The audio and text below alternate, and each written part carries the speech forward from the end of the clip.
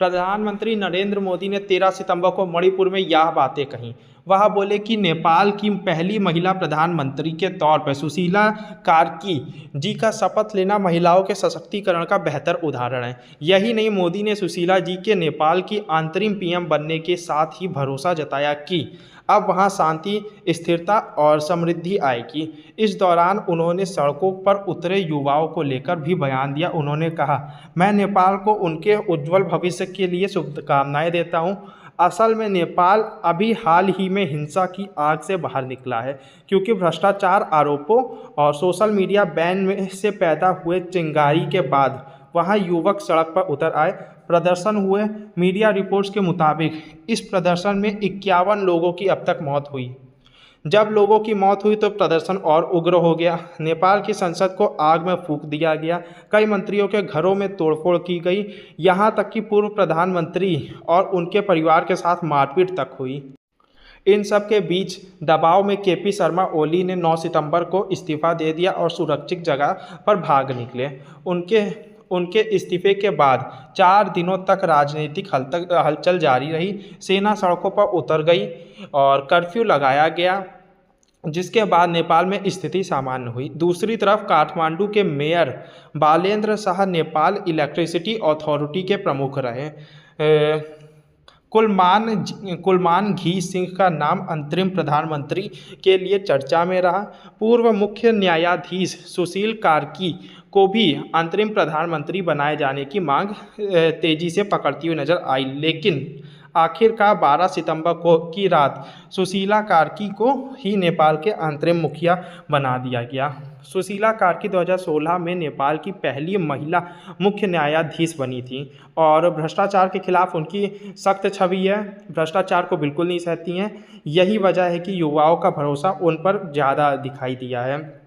कार्की के नेतृत्व में अब नेपाल 6 से 12 महीने के भीतर चुनाव की तैयारी करेगा और संक्रमण काल से बाहर निकलने की कोशिश कर रहा है।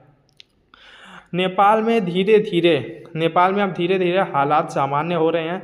13 सितंबर को कर्फ्यू भी हटा दिया गया और दुकानों से लेकर बाजारों तक सामान्य दिनचर्या लौट आए, यानी कि सामान्य दिन लौट आए।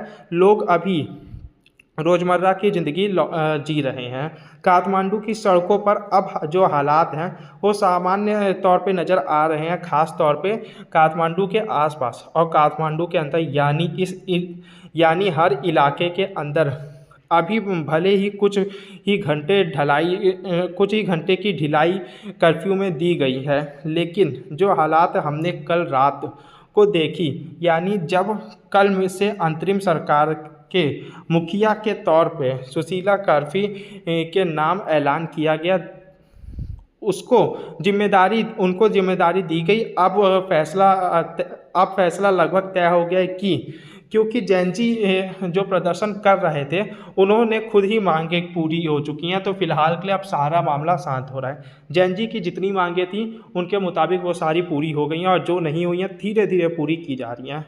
तो ऐसे में जो चीज़ें हैं, जो जनजीवन है, वो नेपाल की सड़कों पर सामान्य नज़र आ रहा है। दुकानें खुल गई हैं, कई ऐसे जो छोटी छोटी चीज़ें थी उनको खोल दिया गया है, और तो निश्चित तौर पर युवा लोग जो वो बाहर निकल गए थे सड़कों पर, अपने काम काज पर लौट गए हैं।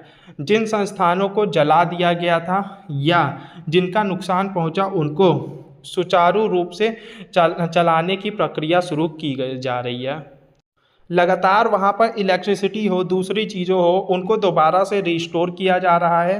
तो ऐसी जो चीज़ें हैं जो पिछले कुछ घंटों में दिखने को हमको नज़र आ रही हैं, और कहा यह जा रहा है कि अगले 24 से 48 घंटे में सारी चीज़ें आप जहाँ कर सकते हैं, जो हो सकता है नेपाल का कर्फ्यू हटाया जा सकता है 48 से 24 घंटे में। और जो दिख रहा है उसके हिसाब से अब सामान्य जीवन हो गया है, वहाँ के लोगों का दोबारा जीवन पटरी पर आ गई है। तो फिलहाल इस वीडियो में इतना ही, इस खबर में इतना ही। ऐसे ही रिलेटेड या फिर और कोई भी खबरें आए तो आपको हम इसी चैनल पर भेज देंगे, तो चैनल को सब्सक्राइब करना मत भूलना।